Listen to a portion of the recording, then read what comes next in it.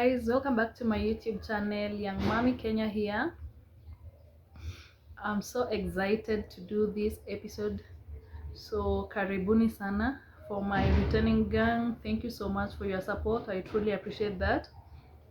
For my new viewers, karibu sana. Thank you for passing by. Make sure you click the subscribe button, click the notification bell, and leave a comment down below. So today we are going to have a very interesting topic. I'm going to talk about 8 things women should know before getting married.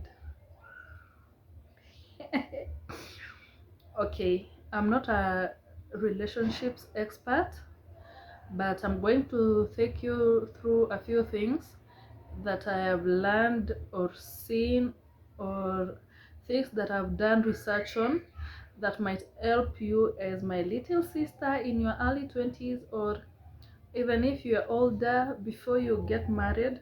These are things that every woman should know or should do before choosing to tie the knot. Okay, first of all, before we get into the 8 things that we have in our topic, I would like to tell you young girls out there, don't skip the gowns. We have, in my line I have like 3 very important gowns as a lady or as a girl that you should pass through.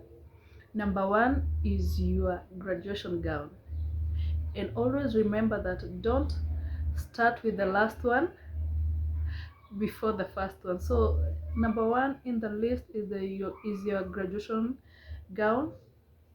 That is something that you should make sure you've achieved, or you should make sure you've worked on before deciding to move in or getting married to someone else. Make sure you have achieved, or you've gone through your education, that you already have your graduation gown, or you have already gone through your graduation gown.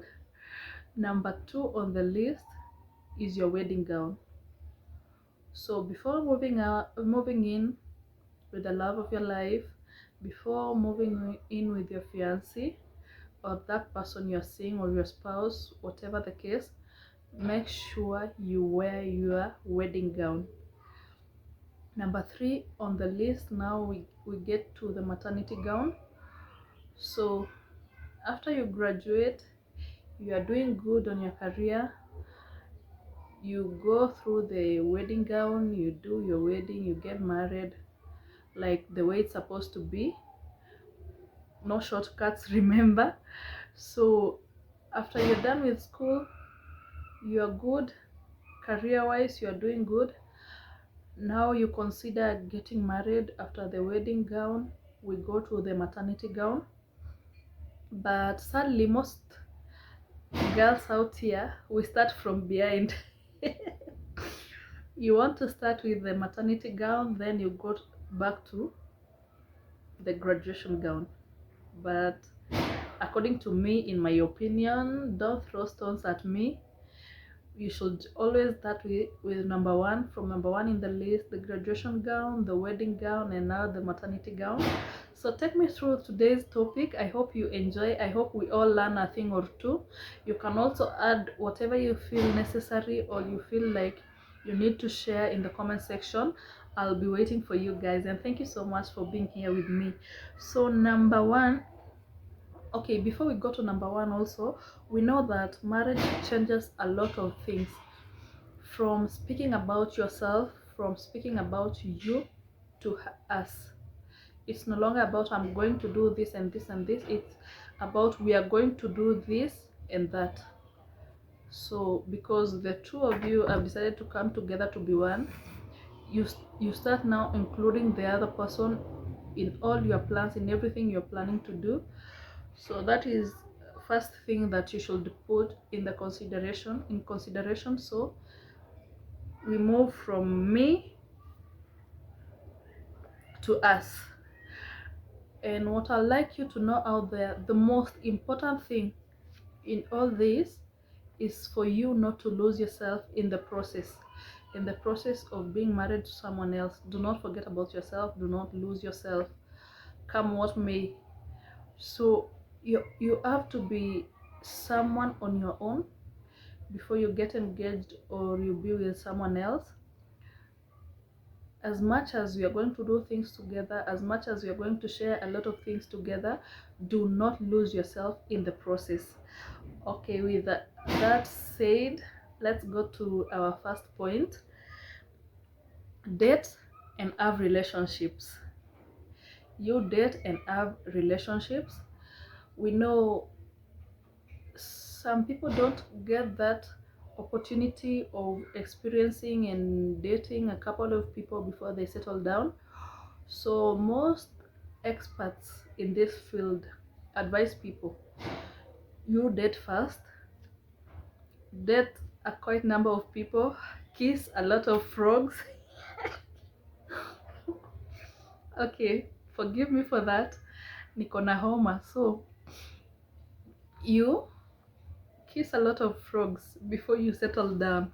Why are they advising, why are the experts in this field advising us to date first a couple of people before you decide settling down?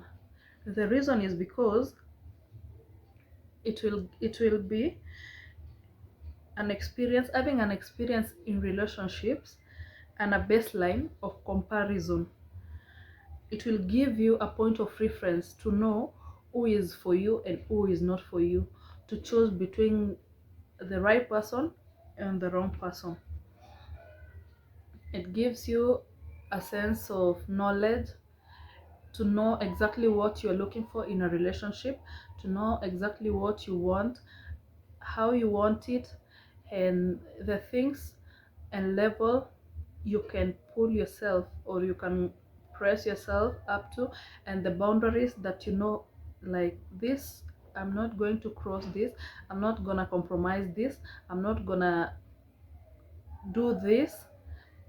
It's either you are in for whatever it is that I want or whatever it is that my limits are, or you keep walking. As in, it gives you that sense of choosing and knowing what exactly you want or what exactly you are looking for or you're looking at. On number two, we have live by yourself. What do we mean by this? You don't just go from moving out from your parents and living with someone else. Why are experts talking about this? Why are experts advising us to live on our own? This gives you a sense of security in terms of bills, in terms of financial stability, and emotional stability. You will, when you live on your own, you know how to handle your finances, you know how to handle your emotions, you know how to manage yourself. In that, when you even move in with someone else, you will be in that stable position. You'll be in that stable position emotionally, financially, you name it all. In number three, we still emphasize on be financially independent. Financially independence means you are not going to get married to someone because you need to. What do I mean by this? Like, getting married is the only option you have. And if you're not going to get married to this person, maisha yako imeishia hapo. So that's the sense of security that comes in with your financial stability. You know that with or without this person in my life, I'll still be able to stand on my 2 feet. I'll still be able to do 1, 2, 3 on my own, and financially okay. I'm not gonna struggle. In case anything happens, you're not going to suffer, or you're not going to go through a stress or anything of figuring out how to go about it, because you were financially dependent to someone. So what I would really like to advise you out there, remember, financially stability comes with a lot. Leo sijui what's happening, but it comes with a lot of security. It comes with some sense of respect. It comes in with some sense of self-worth. You know, I don't know if you guys are getting me, but that's about our number 3 point. On number 4, we have get in a good fight with that person before moving in with them. Why are experts advising us to get into a good fight, a good one? Yani, you know, yes, we have stable relationships, yes, we have happy couples out there, but in all relationships we all have to agree that misunderstandings arise. Now what happens if you have an argument and you've never seen this person before? When they are angry, how they handle issues. So that's why you need to get yourself into a very big fight with this person, so that you can be able to know how they handle their issues. Are they good communicators? Are they do they have the capacity of accountability, or they are those people that they don't, they like defending themselves? You caught in a mistake, or you've done something wrong to your spouse, and instead of being accountable, acknowledging that yes, I have wronged you in this way and I'm truly sorry about it, and I'm going to make things right and stuff. No, instead you want to defend yourself. You want to give reasons as to why you've wronged the other person, which is not really cool. So self-examination skills, are they in that maturity capacity to accept, like to self-examine themselves and agree that they have done wrong, and they are just human beings who are not perfect, and try to correct their wrongs. Hapo nimerap, but anyway. Number 4, Neo, get into a good fight with them to see how they handle conflicts, how they resolve issues, how their communication skills is. So we are going to go to number 5. I'm looking to my notebook because I've been doing the research and writing down what I think it's important for us all to learn. Travel the world. Travel the world. We as much as maybe you're going to travel with your spouse or anything, make sure you made it a priority to travel as a loner, to travel with friends. Just enjoy that freedom now that you have it, before committing yourself to someone else. So be totally selfish with your traveling endeavors while you are still single. Experience different cultures, their foods and stuff. Travel the world around you, travel your country, and get to enjoy that experience of traveling alone. Because as much as this person comes into your life and you both are going to experience the traveling version of spouses, you need to have your own experience. Yeah, that's all about that. On number 6, we have develop a solid support system. What do I mean by that? We all know that once you get into a serious commitment relationship, we tend to lose our friends, we tend to lose our close circles somehow, because now you are from being single to married, or yeah, from being single to married.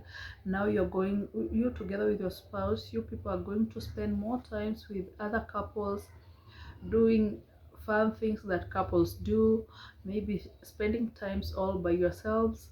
So it's important to nurture your important relationships with your good friends. We all have those 2 or 3 people that are very close to our hearts, are dear to us. So make sure that you nurture that relationship. We all need it, so that yani your life does not revolve around just one person.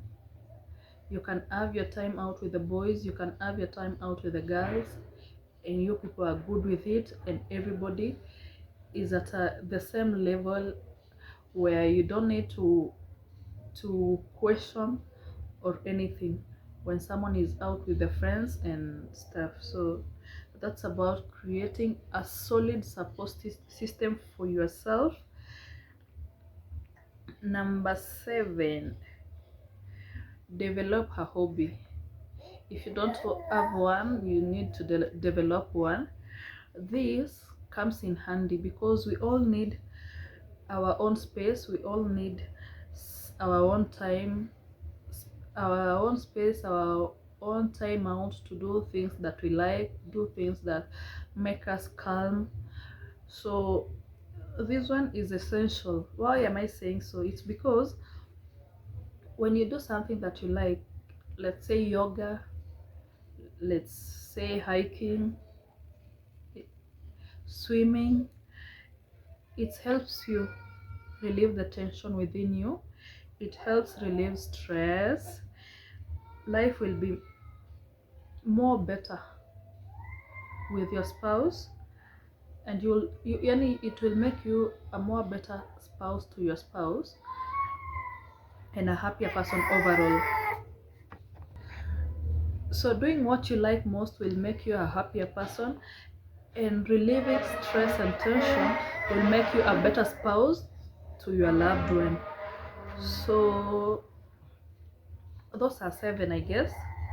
On number 8, not everything that goes on between you and your spouse is meant to be shared outside there. You can consider uh, what do I want to say, a religious leader, maybe a therapist or anything, but always remember that everything going on between you two stays between you two. Learn how to accommodate each other, learn how to communicate, respect, love, and all that. Not everything is meant to be shared to the world. I hope I've helped a person or two. I hope we all learn from this, and I truly appreciate you guys for your time. Remember to tell a friend about young mommy KE on YouTube, who is Lisa Mudhoni. Thank you so much. I appreciate you all. Remember to click the notification bell, subscribe, comment, like, and share. I love you all. Thank you so much for being here. Do have a great week ahead.